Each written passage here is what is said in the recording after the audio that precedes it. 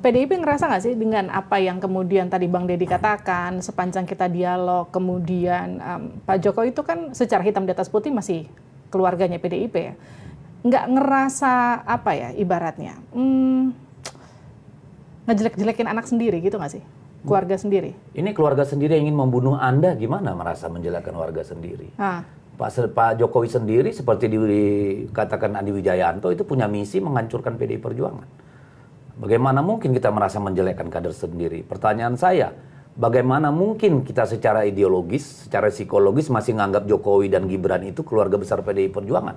Ketika menurut apa yang kita lihat, bahwa Pak Jokowi itu melakukan langkah-langkah politik untuk memenangkan calon bukan PDI Perjuangan.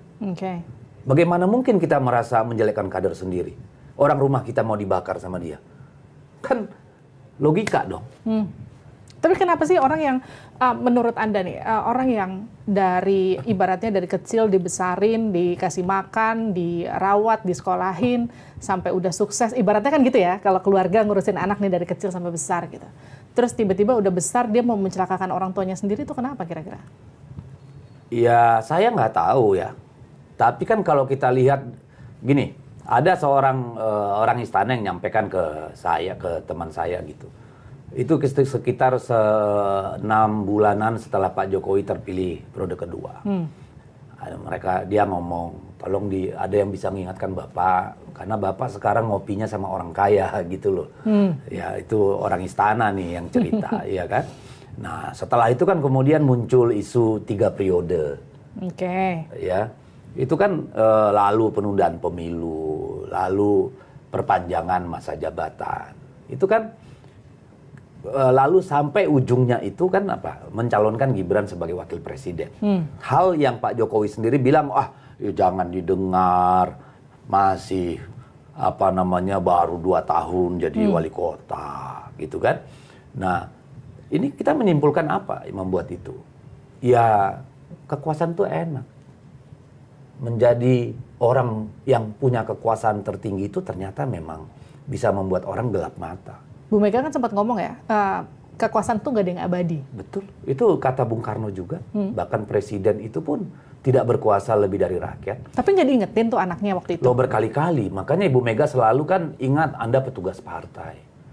Artinya petugas partai itu aparatur ideologis partai.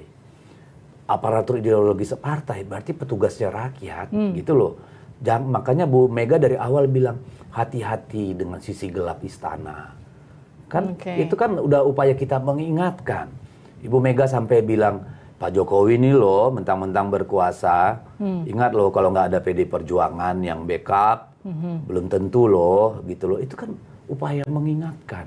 Tapi bisa nggak sih ibu yang ibaratnya gini, Bu Mega gitu, ibu yang membesarkan Pak Jokowi, bisa nggak benci sama anaknya? Saya kira saya nggak bisa menjawab mewakili Bu Mega ya. Dengan kekecewaan yang luar biasa begitu. Kalau hanya karena saya kira Bu Mega sudah jauh di atas itu ya. Bu Mega sudah mengalami begitu banyak pengkhianatan, katakanlah kekerasan, ya tekanan. Bayangkan kuliah di Unpad diusir, kuliah di UI diusir, usaha nggak bisa, cuma bisa jualan bensin. Itu kan sudah dirasakan oleh beliau. Jadi pahit manisnya hidup itu ya. Beliau sudah sangat berpengalaman lah gitu ya. Dan sejak awal kan juga Ibu sudah mengingatkan Pak Jokowi akan sisi gelap istana, akan sisi gelap kekuasaan. Bahwa orang semua kalau kita lagi berkuasa semua sih enak-enak begitu. Nanti sudah tidak berkuasa semua meninggalkan kita gitu kan. Berkali-kali sudah diingatkan. Jadi hubungan Bu Mega sama Pak Jokowi akankah kayak Bu Mega sama Pak SBY gitu nggak? Saya nggak bisa mendahului ya, tapi kalau melihat tingkat keculasan yang dilakukan Pak Jokowi pada PDI Perjuangan, ini kan bukan hanya pada pribadi Ibu ya. Kalau Pak Jokowi, Pak SBY dulu, itu kan tidak jujur sama Ibu Mega. Lebih ke urusan personal ya? Iya, karena kan ketika ditanya Ibu Mega, kan Pak SBY itu kesayangan Bu Mega dulu sebagai Menko Polkam. Sama lah kayak posisinya Pak Jokowi lah. Posisi Pak Jokowi. Kan ditanya, Anda mau maju presiden nggak? Dijawab, tidak Bu, saya loyal. Kan ternyata beliau sudah kasak kusuk ke Washington gitu kan. Ternyata istrinya almarhum Bu Ani sudah bikin partai kan. Ibu merasa lu gimana sih jadi orang nggak gentleman, nggak satria? Maka keluarlah bahasanya Pak almarhum Taufik Kemas, jenderal kok kayak anak kecil gitu kan. Maksudnya kan yang ngaku aja. Kan ibu juga nanya pada Pak Hamzahas, maju nggak? Maju Bu. Kepada Pak Yusril, maju Pak, maju. Kan gitu, nggak ada masalah.